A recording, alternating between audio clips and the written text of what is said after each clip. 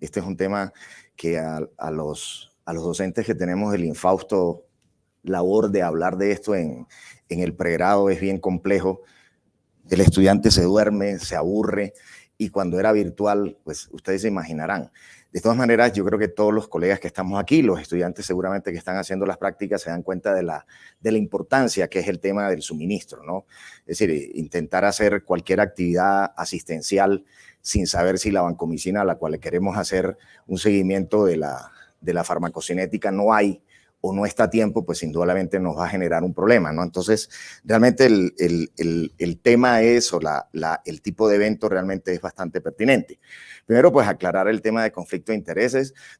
Yo soy profesor asociado a la Universidad Nacional, pero de todas maneras yo trabajo en el sector farmacéutico, y por muchos años trabajé en una cooperativa de hospitales que precisamente trabajamos en la parte de compra conjuntas, ¿no? Y además de eso soy asesor de servicio farmacéutico, especialmente de hospitales de la red pública. Este es más o menos el temario en que nos vamos a referir. Obviamente es una visión general, de pronto enfocarnos en algunos aspectos específicos que tiene que ver con el tema del contexto, empezando por eso, cuál es el contexto de lo que vamos a hablar de las compras conjuntas, qué significan las compras conjuntas en general.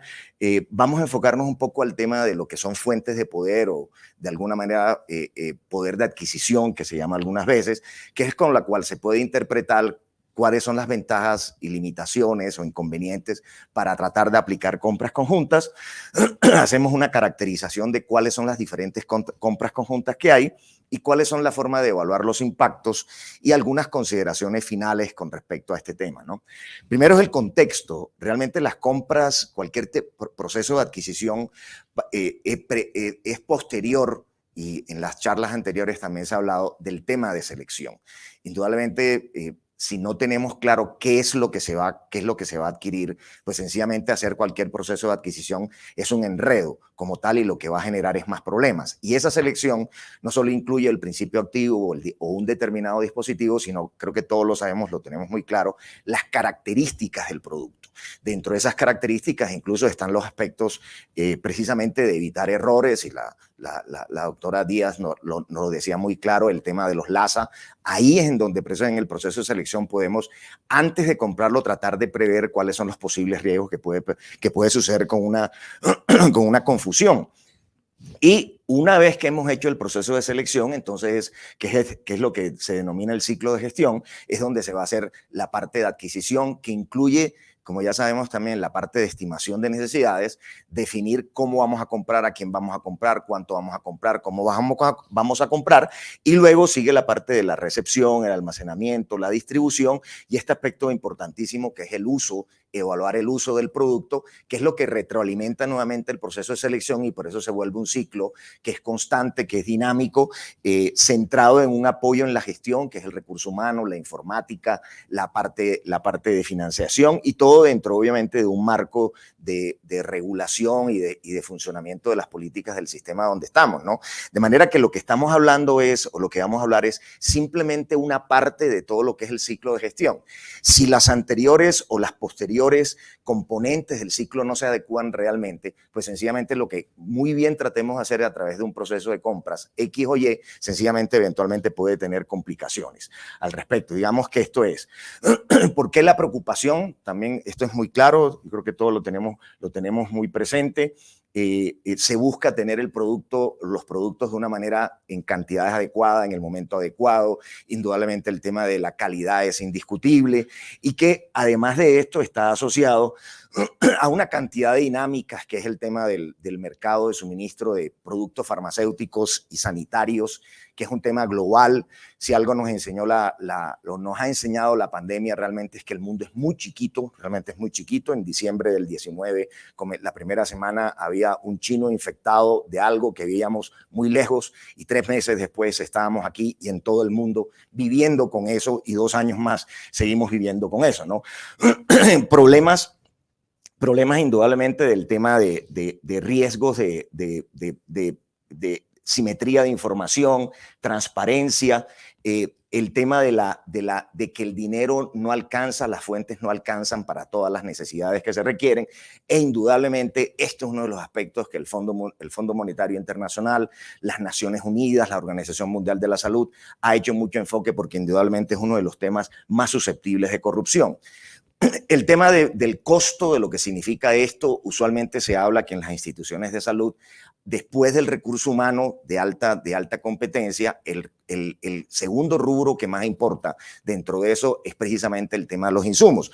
Estos valores son simplemente dos referencias relativamente recientes de dos grandes países, pero esto puede ser mucho mayor, por ejemplo, en nuestros países. Sencillamente, con otra consideración, además, que en el tema del recurso humano es de alguna manera constante, entre comillas, es decir, a todos nos hacen un contrato máximo, digamos, o mínimo, digamos, un año, y ya se sabe cuánto es y no es variable, pero el tema de los suministros es una cuestión altamente variable, con alta incertidumbre, no solamente en el costo, sino en el consumo, y eso hace, por lo tanto, que este componente este rubro también sea, por eso sea un rubro demasiado importante. Y lo otro es lo que ya sabemos, los costos no bajan, en esta época post-COVID, entre comillas, hemos visto que unos productos han bajado, pero usualmente siempre los productos van subiendo a una velocidad mucho mayor que los IPS generales. Y lo otro es el canto de sirena de las nuevas tecnologías, que siempre es muy atractivo para todos los que utilizan, siempre es más costoso, bien sea porque es más seguro, es más eficaz, etcétera, etcétera.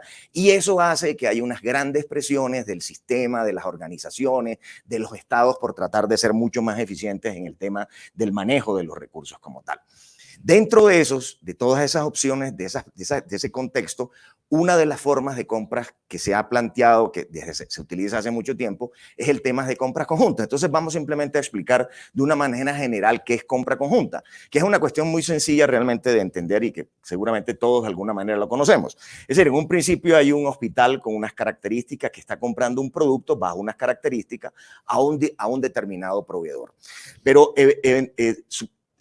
simultáneamente puede haber otro tipo de hospital que está comprando el mismo producto, pero en otras condiciones de compra como tal, y a otro proveedor que también se lo está suministrando en otras condiciones, pero es el mismo producto y eventualmente el valor es diferente o la forma como se hace el pago es diferente, ¿no?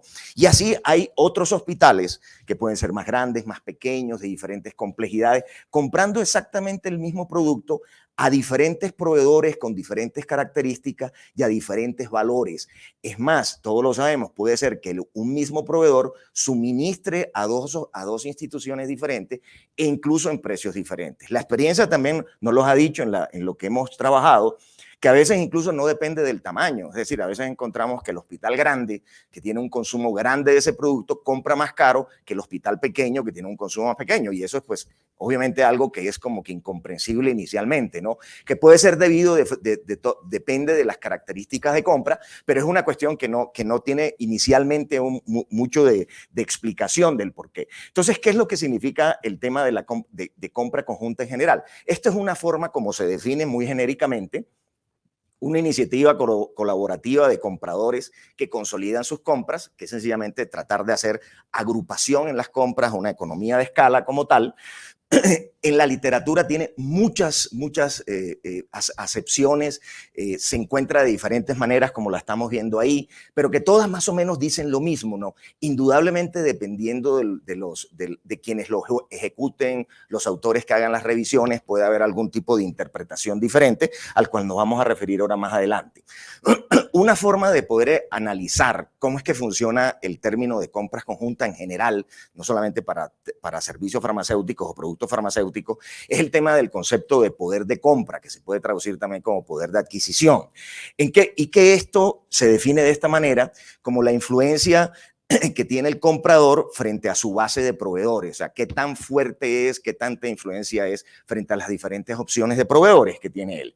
De acuerdo a diferentes autores también, y esto también puede cambiar, se pueden clasificar estas compras en centralizadas, con intermediarios independientes o dependientes, o pueden ser temporales o puntuales cuando algunas instituciones dicen vamos a asociarnos simplemente para hacer una compra conjunta en un momento dado de unos productos nada más, y no es una cuestión constante. Entonces, dependiendo de eso, se puede hacer este tipo de situaciones. ¿Qué es lo que se espera, otra vez desde el punto de vista teórico, cuando se hace una compra conjunta? Que precisamente esos hospitales, esas instituciones que están comprando el mismo producto de una manera diferente, hagan precisamente ese consorcio, ese grupo, y que ellos compren el mismo producto que cada uno está comprando a un mismo proveedor en unas condiciones que indudablemente sean mejor de lo que inicialmente ellos tenían, ¿no? Es decir, va a ser a un precio o a unas condiciones de compra mejor. En ese sentido, lo que es obvio de entender es que cada uno de estos miembros espera un beneficio de estar dentro del grupo, porque pues es obvio, ¿no? Si voy a entrar a un grupo en donde pierdo cierta autonomía en las decisiones, pero los beneficios que estoy encontrando no son mejores de los que tengo, pues qué sentido estar en el club, por decirlo así, de esa manera, ¿no? Y eso es lo que se busca. Los beneficios también teóricos que muchas veces se ha demostrado son estos, ¿no? Básicamente, indudablemente el tema del precio es el primero que llama la atención y el que impulsa a creación de eso. Es simplemente ponernos de acuerdo, y uno de los aspectos que queremos es el tema de disminuir los precios, ¿no? Simplemente por el agrupamiento de las compras. Otro aspecto clave es el tema de estandarización. Es claro que este producto es el que necesitan los cuatro. Es ese producto el que necesitan los cuatro. Y eso es una cuestión que parece simple, pero cuando nos reunimos los cuatro, entendemos que de pronto no es exactamente ese, ¿no? No es exactamente ese como lo queremos realmente los cuatro, y por eso busca la estandarización. Indudablemente, en la medida que el grupo se conforma, tiene evolución, va creciendo, va generando entonces esa confianza para tratar con los proveedores, de tratar de, si bien el precio no es que vamos a detenerlo, por lo menos que sea una inflación que sea menor a lo que fuera sin el grupo. Asegurar una fijación de precios a largo término, dependiendo de la forma como se vaya a hacer la compra. Indudablemente es sumar los esfuerzos de cada uno, y en este sentido lo que se puede pensar es que de pronto cada uno es más fuerte en una cosa que en la otra, cada uno conoce mejor la demanda o conoce los proveedores, etcétera, etcétera, tiene más experiencia con el producto, y es sumar cada uno de esos esfuerzos. Y lo otro es indudablemente generar ese tema del esfuerzo técnico, que indudablemente está también asociado al tema de las tecnologías que se usen para poder hacer ese tipo de compras o tener ese tipo de relación con los proveedores. Pero la pregunta siempre es si esto es así de fácil y es como tan automático de ponernos de acuerdo. Y uno siempre pone el ejemplo de decir, bueno, ¿dónde vamos a almorzar ahora? Y estamos un grupo de personas, y quizás decir, claro, todos seguramente queremos almorzar, pero ponernos de acuerdo a dónde vamos a almorzar, qué queremos almorzar, a qué hora, bajo qué condiciones, quizás no es tan fácil. Y entonces, de lo que supuestamente es todo este grupo, vamos a encontrar que algunos sí podemos ser similares y otros no podemos ser similares, dependiendo de la comida, los gustos, etcétera, etcétera, ¿no? Entonces, esto es lo mismo, un poco más o menos es lo mismo de lo que se quiere hacer. Y como decíamos, una forma de verlo es a través de lo que se llama las fuentes de compra, que varios autores, desde el punto de vista de gestión de las compras, gestión del suministro, lo han analizado de alguna manera. Primero, la definición, otra vez la repetimos, es la que tiene la influencia que tiene el comprador sobre la base de las diferentes opciones de proveedores que él. Las fuentes de poder son las que permiten el efecto de éxito o no tan éxito que se pueda con el tema de precisamente hacer la compra conjunta. Y en general, de los diferentes análisis, los autores clasifican seis fuentes de compras diferentes, y dependiendo de el manejo de la interpretación de esas 6 fuentes, es donde se puede hacer las acciones para tratar de generar el mejor beneficio del efecto de las compras conjuntas como tal. Y por lo tanto, hay que tratar de hacerla. Entonces, vamos a hacer una revisión muy somera de cada uno. Uno tiene que ver con el tema de lo que se llama la sustitutibilidad, tanto en el tema del suministro como en el tema de la demanda. En el tema del suministro es cuánto es el número de proveedores susceptibles que hay. Es claro de que entre más proveedores haya susceptibles de participar en esa compra conjunta, indudablemente la esperanza del efecto es mejor. Es decir, eso es lo que se espera realmente en eso. Y una de las acciones que se hacen en las experiencias de compras conjuntas es fortalecer la participación de más proveedores en ese sentido. Entonces, eso es una cuestión que indudablemente en el tema de la opción de posibles sustitutos del suministro haya. Indudablemente esto es un aspecto que también puede ser, que es el tema de barreras regulatorias, cuando de pronto en el contexto que se va a hacer hay algún tipo de proveedores que no pueden participar por X o Y razón, entonces indudablemente ese es uno. Y lo otro es desde el punto de vista de la demanda, que es decir, bueno, ese producto que vamos a comprar eventualmente pudiese ser sustituido por otro producto, que es devolvernos al tema de selección. Es decir, la selección tiene que tener en presente, insistimos, que es previa. Si tenemos que tener claro eso, porque si de pronto encontramos entre los 4 que puede haber un sustituto, por poner el ejemplo de ese, entonces cambia entonces el tema obviamente también de los proveedores, ¿no? Como tal. El otro aspecto de Fuente de Poder es la interconexión entre los miembros, entre ellos y con el exterior. Y esto es indudablemente el tema de cómo funciona, entre comillas, la gallada. Es decir, esos que vamos a comer juntos, ¿cómo es que realmente funcionamos en eso? Indudablemente un aspecto que le va a llamar la atención al comprador, al vendedor, es el tema de la importancia de los miembros. Es decir, ¿quiénes son esos que se están asociando? ¿Qué tanta relevancia, visibilidad tienen ellos para que pueda ser confiable? Y tiene que ver con el tema de la historia, la duración de la relación de eso, la percepción del cambio que de los miembros tengan, ¿no? Otra vez, ya no soy solo, ya no es mi equipo de compras, ya no es mi equipo de logística quien funciona, sino que lo tengo que compartir. Y no me asusten. Y la otra parte es decir, venga, eso puede ayudar o no puede ayudar en la percepción del cambio. Porque, insisto, ahí lo que sucede cuando cualquier grupo es que ya no tenemos la autonomía que teníamos antes al respecto. Indudablemente también cuál es lo que el proveedor va a cambiar. Porque entonces el proveedor, que es una que hace parte de esto, de esta interconexión, es que ya el proveedor eventualmente no está tratando con los 4 individualmente como antes, sino que está tratando es con 1 o 2 que son los que están coordinando o alguien que está haciendo representación del grupo. Entonces cambia un poco la relación de eso y qué tanto significa ellos para eso. Y obviamente que hay un punto importantísimo que es mantener el monopsonio. Es decir, todos estamos de acuerdo que vamos a comprar al proveedor y en las condiciones que decidimos. Porque si alguien de nosotros al final a la hora del almuerzo dice, no sabe que yo decidí comprar otra cosa, entonces ya el acuerdo que habíamos hecho se rompe. Y eso hace una debilidad precisamente en esa fuente de poder que significa otro.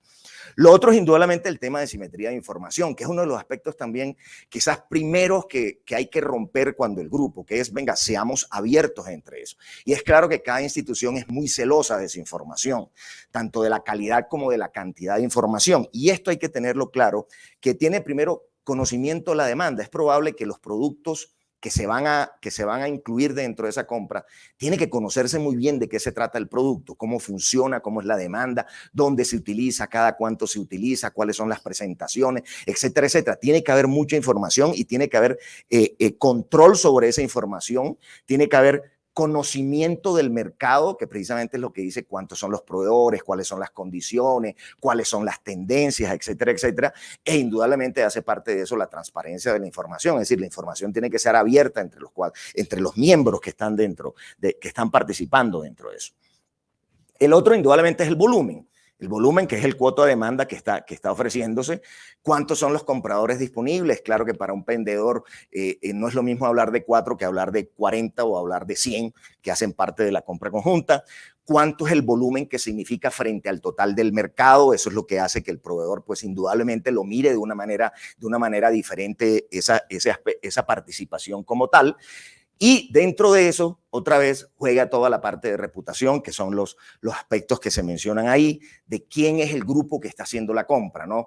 Y esto también tiene su dinámica, es claro, y eso también los estudios lo han mostrado de compras conjuntas, que esto tiene su crecimiento, no es lo mismo el efecto que se va a lograr en la primera vez que se hace, que cuando ya se tiene más experiencia y se va avanzando y se va conociendo en el mercado.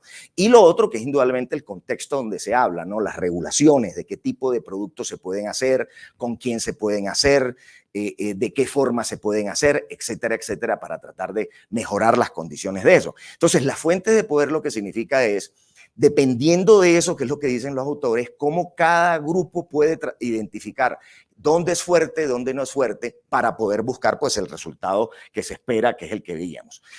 Básicamente, inicialmente lo que se trata es tratar de trabajar este aspecto que cuando se está solo haciendo esa compra solo de ese producto, se está en una escala inferior de poder de compra porque sencillamente está supeditado realmente a la posición del proveedor, que es el que controla sobre esto, ¿no? Y esto es lo que dentro de estos análisis es lo que analizó Emerson, que es desde el punto de vista de psicología de la parte organizacional, que sencillamente cuando sucede esta escala de bajo poder es que sencillamente alguien está supeditado de otro, ¿no? Es decir, el poder precisamente, el poder en cualquier tipo de situación reside implícitamente en la dependencia de uno a otro, ¿no? Cuando hay una dependencia de uno a otro es porque hay un poder del uno a otro. El ejemplo que ellos colocan siempre es la parte sentimental, ¿no? Cuando hay una relación afectiva y uno hace lo que no quiere hacer, pero por el afecto lo hace, es porque precisamente hay un estado de poder en donde no hay resistencia a lo que inicialmente de pronto en otro momento lo pudiese hacer de otra manera. Y entonces lo que se trata de establecer es que esta posición inicial de varios proveedores a diferentes compradores, cuando se unen los compradores, entonces se busca disminuir ese bajo poder bajo las características que hemos mencionado hacia eso, y por eso entonces se habla, que esta es la otra forma de definir en qué consiste la compra conjunta, que es precisamente lo que estamos leyendo ahí, es como tratar de conjugar todos esos aspectos para tener entonces una posición mucho más favorable, de buscar entonces en este caso una adquisición también más favorable. Rápidamente vamos a hablar un poco de los ejemplos de compras conjuntas. Esto es una clasificación simplemente.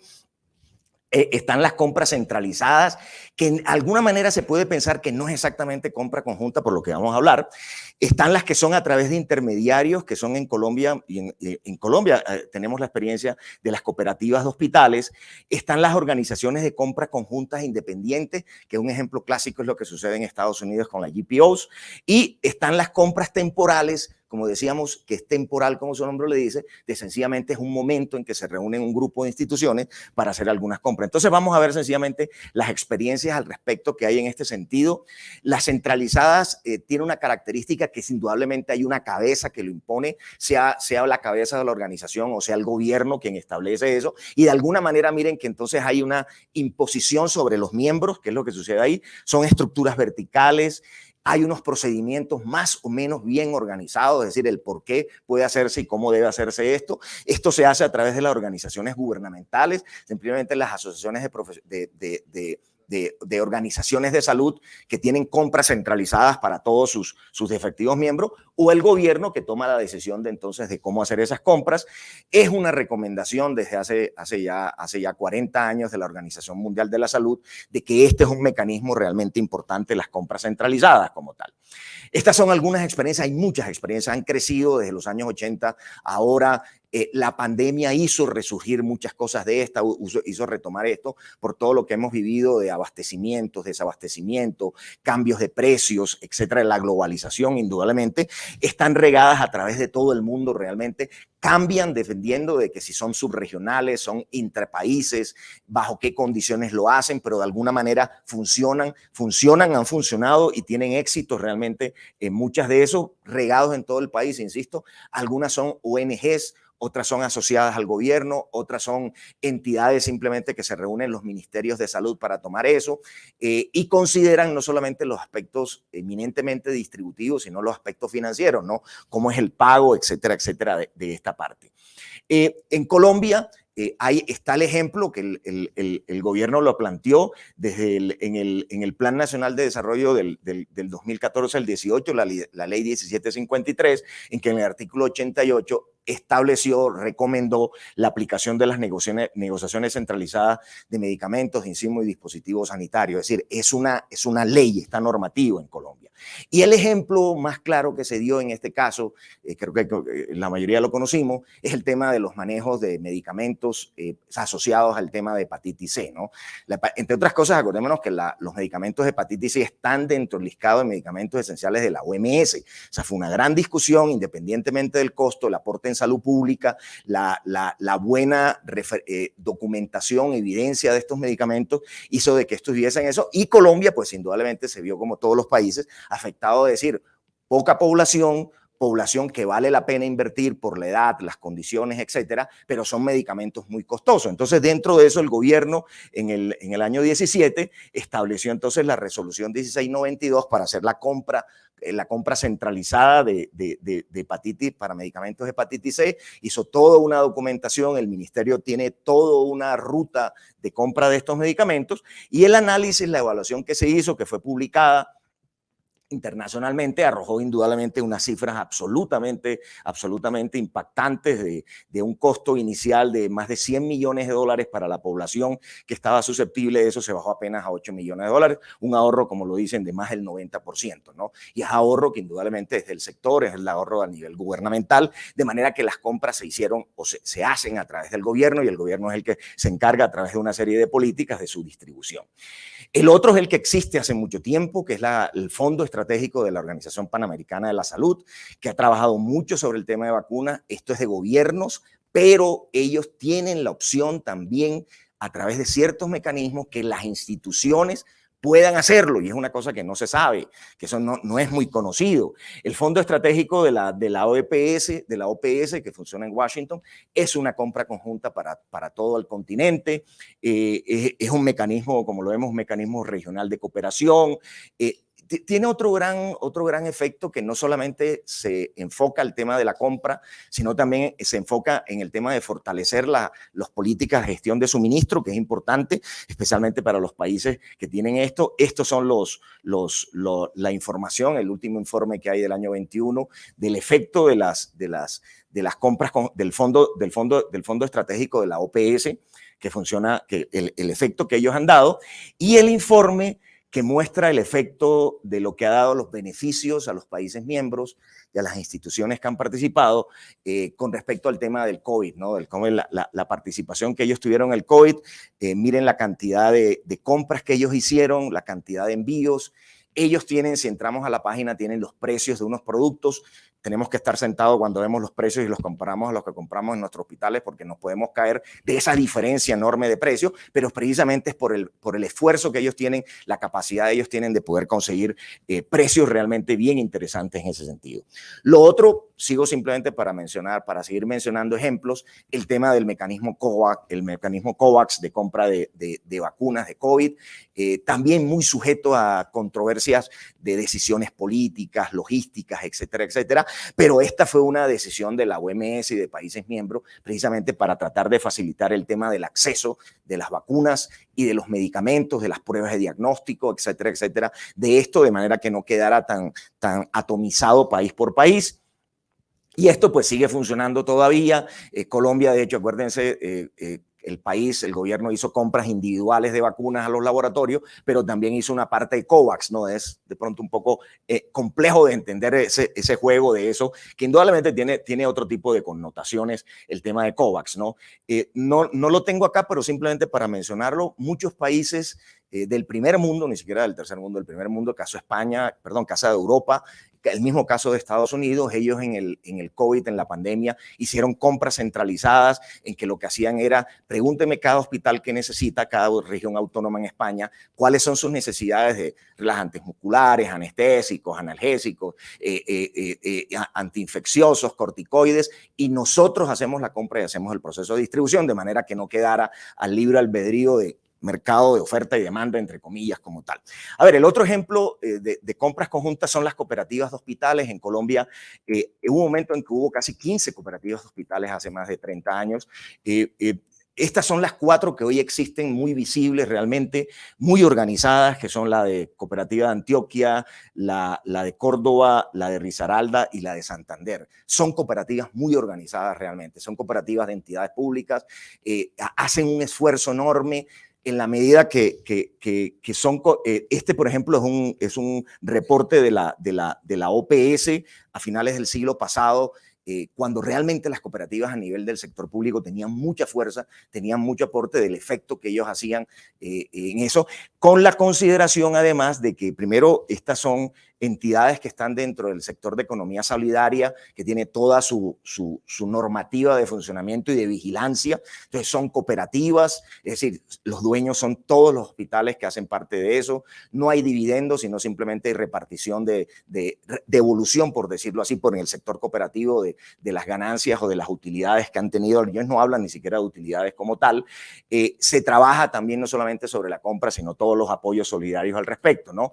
Esto condujo que años después la resolución 408, en la resolución 408, la compra o bien a través de compras conjuntas o a cooperativas o a través de medios electrónicos, sea una forma de evaluar la gestión de los gerentes de las ESES. Entonces, los gerentes de las ESES están muy pendientes de cómo pueden mejorar las compras de esos, los montos totales, porque eso de alguna manera va a afectar la evaluación dentro de la normativa que hay, ¿no?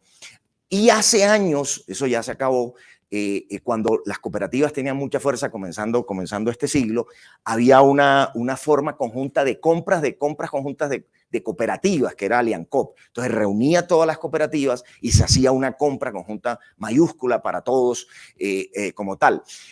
También, tal como también las referencias bibliográficas, las evaluaciones lo hacen para las demás compras conjuntas en el mundo. Esto que funciona inicialmente bien a veces se empieza a desbaratar porque precisamente las fuentes de poder, esas que hablábamos, se empiezan a resquebrajar dentro de cada uno. Y uno es indudablemente el tema de la interconexión de los miembros. Cuando no hay mucho, entonces ahora lo vamos a ver, es donde vienen las dudas. Por ejemplo, es un artículo que hicimos en la universidad sobre el tema del impacto de una cooperativa como ejemplo de todos, que precisamente fue Codesca, que ya no existe, y en donde lo que hicimos fue evaluar en un periodo bueno, ¿cuándo fue el periodo? Perdón.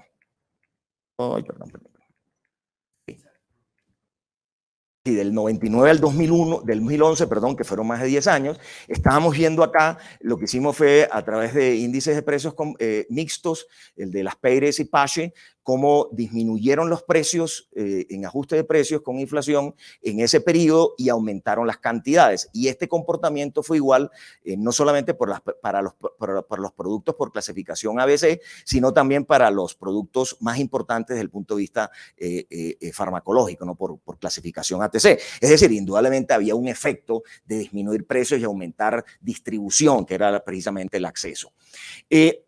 La otra figura, que es también a través de un representante, es a través de lo que son las organizaciones de compras conjuntas. Insisto, esto es mucho más fuerte en Estados Unidos, el ejemplo realmente en Estados Unidos. No es que no exista en otros países, pero no es básicamente en Estados Unidos, y que aquí la figura es en que el grupo de compradores tiene un representante y ese representante es el que hace la negociación con el proveedor. Y entonces ese representante es el que lleva la batuta, el que hace todo el proceso de negociación, y él tiene la capacidad de incluir otros grupos u otros dentro de esta compra, y esto hace que indudablemente las condiciones de compra y eventualmente los beneficios que se puedan alcanzar sean mucho mayores.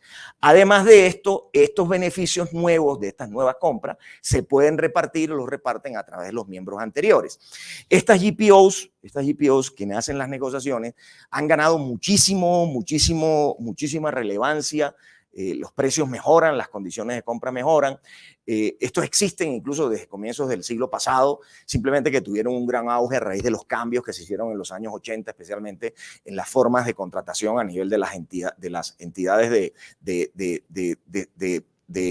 de soporte federal, que fue el Medicare y el Medicaid, y entonces hizo de que realmente los hospitales tuviesen que comprar a través de estas organizaciones de compra conjunta. Estas organizaciones ganaron mucho valor desde el punto de vista de su importancia en la negociación. Es casi el 100% hoy de los 98% de los hospitales compran a través de este tipo de figuras. Ellos en algunas veces, dependiendo tienen que inscribirse, hacen un pago para tener los beneficios. Cuando las empresas hacen esas negociaciones, los resultados lo pueden devolver también a los miembros, dependiendo de la forma como se hacen.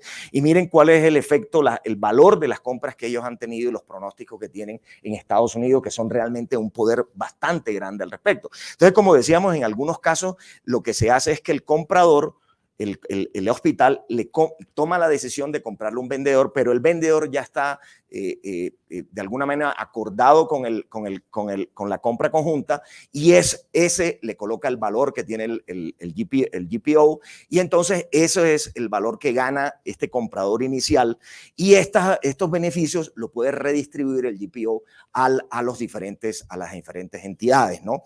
Insisto, esto ha sido muy divulgado, muy reforzado en el tema de la evidencia de la información, pero como muchas cosas también tiene su pero, ¿no? Esto es una publicación de SETI de todo lo que llamaron audiencias en el Senado de Estados Unidos sobre los riesgos y el tamaño que habían tomado las GPOs, riesgos asociados a posición de poder por encima de los miembros. Entonces resulta que eran más poderosos no solamente que los hospitales, sino en algunas veces que proveedores. Otros aparecieron con la duda de, venga, ¿esto fue una iniciativa de proveedores o una iniciativa de los compradores o una iniciativa de los proveedores? Porque entonces los proveedores se dieron cuenta, venga, si el negocio es a través de ellos, metámonos también en ese negocio. Y entonces en donde causaba las dudas, que llegaba entonces a negociaciones ventajosas que sencillamente decían, este es el único producto que tenemos, usted tiene que acomodarse a este producto, a estas condiciones, etcétera, etcétera. Y entonces indudablemente distorsionaba eso. Acordémonos que en Estados Unidos hay leyes muy fuertes antitrust, antimonopolios, y entonces empezaron a discutir hasta dónde podía llegar el poder de ellos, ¿no? Y se dieron cuenta de que había veces, y hay ejemplos específicos de productos específicos, como el fabricante, el laboratorio, tenía una fuerte influencia de que cierto producto, cómo lo podía posesionar a través de estas GPOs para pudiese llegar a muchos hospitales, independientemente de la necesidad, etcétera, etcétera. Esto sí es una controversia que todavía permanece, que es una de las cosas que vamos a terminar hablando, que es el tema precisamente de cómo manejar esos riesgos. ¿Cómo medir el impacto? Que es lo que los autores también han analizado. Es decir, cómo medir el impacto de que realmente las compras conjuntas en general han servido, ¿no? Han servido como tal. Esta es una publicación relativamente reciente, ¿no?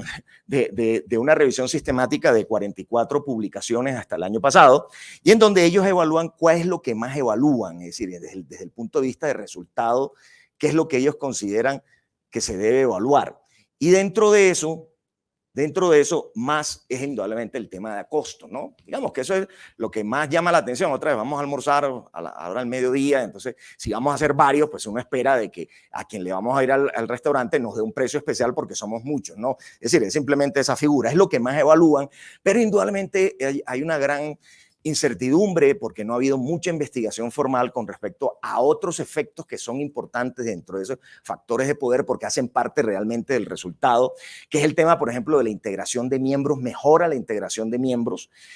Si hay mejor capacidad técnica, la gente aprende, hay mejor capacidad financiera del manejo de esto, y si, por ejemplo, ha afectado el desabastecimiento, no. Y como hay pocos estudios y también dependen de la metodología, hay resultados que son contradictorios, que de pronto en un primer momento mejora, pero después de un tiempo no mejora. Y entonces lo que se supone que iba a ser excelente realmente no lo es. Entonces digamos que en esto todavía hay mucho por analizar.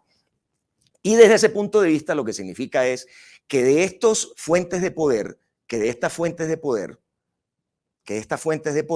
realmente, ¿cómo afecta la estructura del poder de compra desde el punto de vista si eso está ganando independencia, mayor independencia en la forma de hacer la compra? Si por el contrario entonces el comprador quien está tomando el dominio del mercado para eso, o es el proveedor que lo está haciendo, y explicamos ahora por qué. Y el tema de la interdependencia entre los actores, ¿no? Es decir, tanto de un lado como del otro, es decir, ¿cómo mejora eso? Entonces, el efecto de estas fuentes de poder, la manejarlo, es que debe trabajar precisamente sobre esos aspectos como tal. Y entonces, ¿qué es lo que se ha visto? ¿Qué es lo que se ha visto al respecto? Mire, si bien las ventajas son estas, que ya hemos hablado, estas ventajas son estas, el tema de reducción de precios, costos administrativos, el sumar experiencias, de todas maneras, cuando se enfoca solamente en precios, perjudica las otras cosas. Es decir, lo que se quisiese es que dentro de esa estructura todos caminen de la misma manera, de la mejor forma, ¿no? Dependiendo de sus características. Pero cuando alguien dice, no, yo mejor me le pego al que va adelante y al que va mejor y yo no aporto mucho, pues sencillamente, aún así hay ahorros, lo que se ha visto es que en el efecto en el tiempo, eso va disminuyendo como tal y ayuda a disminuir. Indudablemente se espera de que haya una contención sobre el tema del aumento de los precios, pero esto va a generar otro problema, porque en la medida que es lo mismo con el tema del tamaño del grupo, en la medida que el grupo aumenta mucho, el número de proveedores que son capaces de soportar esa demanda disminuye y entonces disminuye el número de proveedores y eso hace que entonces se va formando oligopolio, o sea, quedan muy pocos que son capaces de ofertar eso y con el tiempo entonces puede ser que haya una inversión en el tema de fuentes de poder, asociado también al tema del tamaño de grupo. El tema digamos, de la integración, de la interconexión de los miembros es también un problema serio y también nosotros lo vivimos en las cooperativas. Porque de pronto alguien quiere tomar, aunque eran cooperativas, alguien quiere tomar una posición por encima de otros por X o Y razón. Y eso entonces genera tensiones. Y realmente fue lo que pasó, por eso la ENCOP se acabó. Cada uno dijo, sabe que cada uno sigue por su lado. Entonces, son esos riesgos que suceden cuando los grupos no están bien conectados, no tienen fines comunes. Había una posición, por ejemplo, en las cooperativas que era un beneficio que es nadie se toca, o sea, son cooperativas regionales, Antioquia, Eje Cafetero, Cundinamarca, que tuvo una Boyacá, cada uno, nadie se toca, no son competidores entre sí, pero ni aún así pudo solventar este otro tipo de problemas como tal. Algunas otras consideraciones ya para finalizar estas dos diapositivas. Vea, cualquier tipo de adquisición es compleja. Tiene muchas variables dependiendo de los productos, el contexto del comprador, el vendedor, el tipo de producto. Y realmente tomar una sola decisión de uno es complejo. Y por eso quizás uno lo que ve muchas instituciones que dicen yo me caso con uno o con pocos proveedores o con un mecanismo de compra. Y realmente lo que demuestra la experiencia es que no, dependiendo de lo que va a comprar. Me explico, solución salina de 500 mililitros, 100 mililitros, todos lo usamos, ¿no? Y si no tengo solución salina, cierro el hospital. Si no tengo eso, ¿para qué? ¿Cierto? Pero si uno habla de productos muy específicos, de un antibiótico, de un antipsicótico muy específico, tiene que decir, venga, yo lo tengo que manejar de una manera diferente. O sea, la forma de adquirirlo por el volumen, por las características diferentes. Entonces, digamos que primero las compras son diferentes, ¿no? Ni siquiera hoy, y lo hemos vivido antes de la pandemia, durante la pandemia y ahora en este periodo. ¿Cuál es el mejor mecanismo? Otra vez, depende de eso. De manera que realmente porque miren que es un tema otra vez de poder. Si quedamos sujetos a un mecanismo único de compra de todos los productos, va a haber una confusión y eso es lo que va a generar que no haya, la falta de flexibilidad hacer para eso.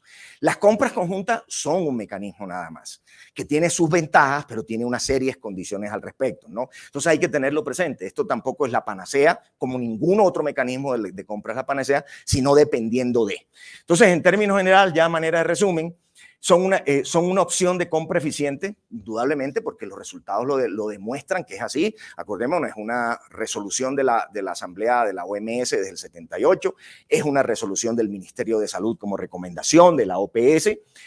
La forma de enfocarlo con este análisis que hacen los autores de Fuente de Poder ayuda a tratar de cómo mejorar el efecto y lo que significa eso y tener en cuenta nuevamente que es un mercado altamente dinámico. Creo que estamos en el medio, todos lo sabemos, altamente dinámico, que sea como sea, influye en la parte asistencial. Los farmacéuticos y los que estamos en este medio lo sabemos perfectamente. Es decir, lo sabemos perfectamente cómo influye esto en la parte asistencial y cambia el comportamiento de la parte asistencial. De manera que simplemente el llamado es mirar todo con la precaución de las cosas, de cómo debe ser. Por último, dejo esta cita de este libro del profesor Cerda de la universidad, de que indudablemente el tema de decisión de qué tecnología o qué mecanismo de comprar realmente tiene que ser basado en el resultado que se encuentra al respecto. Y muchas veces este tipo de estrategias no miran eso. Bueno, al final, ¿cuál es el resultado en los pacientes? Que es complejo de analizar. Muchas gracias.